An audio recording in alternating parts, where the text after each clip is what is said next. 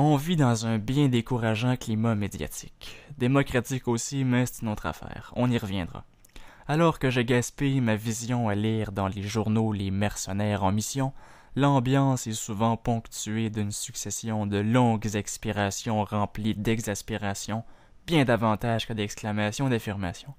Selon mon concept, il est pris pour acquis que les médias sont unidirectionnels dans un sens contraire à l'intérêt des Québécois et en faveur du Canada. Pour plus de précision, lire Nos ennemis les médias. Je vais donc dédier une certaine partie de l'ensemble de mes interventions à la stupidité, la mollesse et la non-intégrité journalistique. L'envie d'insulter des gens devrait me reprendre environ à toutes les semaines. J'aurai donc un segment hebdomadaire intitulé Ineptie Hebdo, une chronique dans laquelle je m'efforce de trouver la chose la plus conne dite dans un médiocre de masse. Pour la première séance d'Ineptie Hebdo, j'ai décidé de ne pas me casser la tête et aller vers une source sûre en idiotie et en hypocrisie crasse. Vous l'avez deviné, je me suis donc naturellement dirigé tout droit vers les éditoriaux de Andrew Pratt. Inquiétez-vous pas, il n'y aura pas souvent le luxe d'être mentionné dans mon audioblog. De toute façon, inutile de s'acharner sur quelqu'un qui a perdu à jamais sa crédibilité politique en voyant la totalité de ses arguments totalement anéantis dans le brillant ouvrage Le Canada, un État colonial, un bouquin irréprochable. Voir Pratt tenter de reconstruire le discours fédé à travers ses éditoriaux est, certes, comique à regarder, mais ne mérite pas qu'on s'y attarde. Je vais donc utiliser son récent torchon intitulé La Tâche, d'où le titre de cette capsule, pour clore l'indigeste épisode du Cirque Bouchard 2010.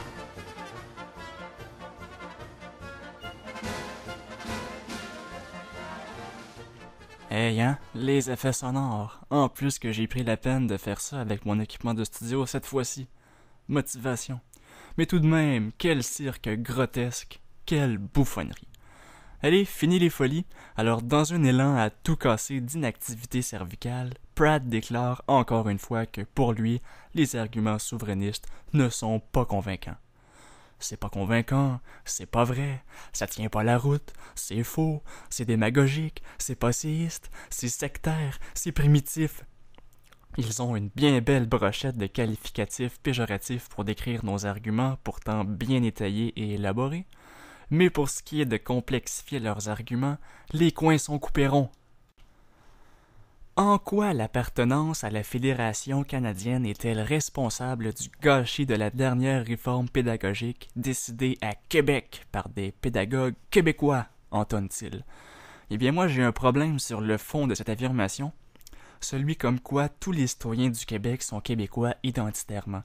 C'est difficile, on dirait, pour un fédé de faire la distinction entre citoyenneté identitaire et citoyenneté civique. On retrouve deux grands groupes principaux de francophones au Québec, les Québécois et les Canadiens français, tous deux citoyens du Québec, la province. Il y a une différence fondamentale entre les deux. Les premiers, majoritaires, œuvrent à la continuité de la culture française nord-américaine ou culture québécoise. Là, je vais devoir ouvrir une parenthèse. Non, il n'y a pas de culture française ailleurs sur le continent, il n'y a qu'un folklore français. On va faire la distinction ici aussi. Alors qu'au Québec, il y a folklore et culture, ce qui, bien sûr, nous donne notre nationalité. Fin de la parenthèse. Et font face avec grand courage et détermination à une machine bien huilée depuis des siècles pour servir à encadrer leur disparition. Les seconds, minoritaires ne leur en déplaise, ne considérant que de folklore français le peuple du Québec, n'acceptent pas la nouvelle nation du Québec apparue des cendres du Canada français lors des années 60. Ils insistent sur le bilinguisme de toute la population et, de manière générale, supportent à 100% l'assimilation en encourageant leurs enfants à devenir anglais, aller travailler ailleurs au Canada et surtout mettre de côté toute identité nationale québécoise au profit de se décrire canadien. Chose incompréhensible s'il en est une. Maintenant, corrigez-moi si j'ai tort, mais à l'école, les seuls profs québécois en tant que tels étaient ceux de français et d'histoire. Même là, ce n'était pas unanime.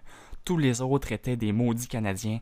J'assume que c'est de même dans la majorité des écoles. Dans tous les cas, plusieurs de mes amis me donnent raison sur cette affirmation. Personne ne va me faire croire que les vrais Québécois sont majoritaires dans le système d'éducation. S'il y a des jeunes qui m'écoutent, Vous essayerez ce petit test. Allez voir un prof vraiment ennuyant, avec une attitude chiante qui semble se foutre éperdument de la réussite de la classe. Demandez-lui s'il se dit québécois ou canadien pour voir. Moi, tous les cours que j'ai trouvés merdiques étaient donnés par des fédés, sans exception. De toute façon, comment quelqu'un sans rêve qui se plaît dans la servitude peut-il être intéressant?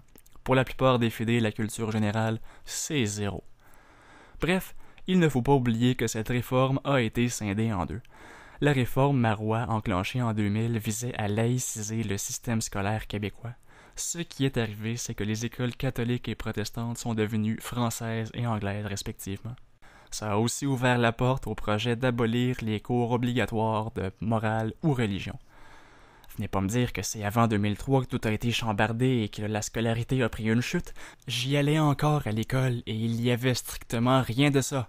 Les seuls qu'il y a à blâmer, encore une fois, c'est le Parti libéral et leur inaptitude généralisée. La présente réforme est applaudie par la guidoune de ministre Courchaine. Qu'on nous mette pas dans le même bateau d'incompétence que les Canadiens français du Québec, on les haït, on veut rien avoir à faire avec eux autres. Soyez consistants au moins. Ouais, là, je suis pas mal certain que ça ne rentrera pas. Je n'aurai pas assez de temps, je vais donc couper ça là. Cliquez sur le lien pour voir la deuxième partie.